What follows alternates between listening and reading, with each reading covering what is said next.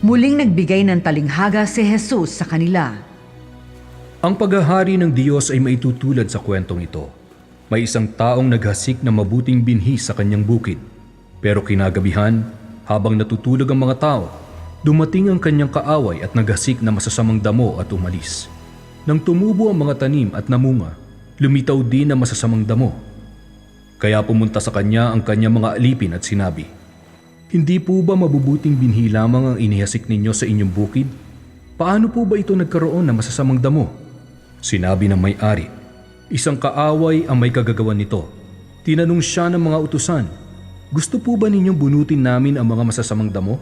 Sumagot siya, "Wag. Baka mabunot din ninyo pati ang trigo. Hayaan na lang muna ninyong lumagong pareho hanggang sa anihan. Kapag dumating na ang panahong yon, sasabihin ko sa mga tagapag-ani na unahin muna nilang bunutin ang masasamang damo at bigkisin para sunugin. Pagkatapos, ipapaani ko sa kanila ang trigo at ipapaimbak sa aking bodega." Ikinuwento pa sa kanila ni Jesus ang paghahalintulad na ito. Ang kaharian ng Diyos ay katulad ng isang buto ng mustasa na itinanim ng isang tao sa kanyang bukid. Ito ang pinakamaliit sa lahat ng buto. Ngunit kapag tumubo at lumaki na, nagiging mas mataas ito kaysa sa ibang mga halamang gulay na parang punong kahoy ang taas at pinupugaran ng mga ibon ang mga sanga nito. Isa pang paghahalintulad ang ikinuwento ni Jesus.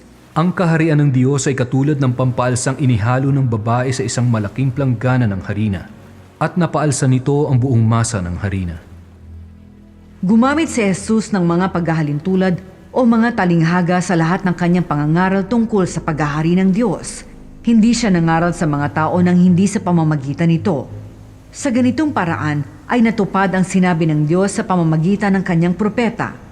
"Magsasalita ako sa kanila sa pamamagitan ng paghahalintulad. Sasabihin ko sa kanila ang mga bagay na nalilihim mula pa nang likhain ang mundo." Pagkatapos, iniwan ni Jesus ang mga tao at pumasok siya sa isang bahay. Nilapitan siya ng mga tagasunod niya at sinabi, "Pakipaliwanag po sa amin ang talinghaga tungkol sa masasamang damo." Sumagot si Jesus, Ang naghasik na mabuting binhi ay walang iba kundi ako na anak ng tao. Ang bukid ay ang mundo, at ang mabuting binhi ay ang mga kabilang sa kaharian ng Diyos. Ang masasamang damo naman ay ang mga sakop ni Satanas. Si Satanas ang kaaway na nagtanim sa kanila. Ang anihan ay ang katapusan ng mundo, at ang tagapag-ani ay ang mga anghel. Kung paanong binubunot at sinusunog ang masasamang damo, ganoon din ang mangyayari sa katapusan ng mundo.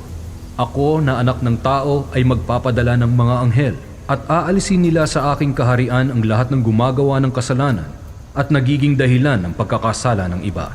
Itatapon sila sa nagliliyab na apoy at do'y iiyak sila at magngangalit ang kanilang ngipin.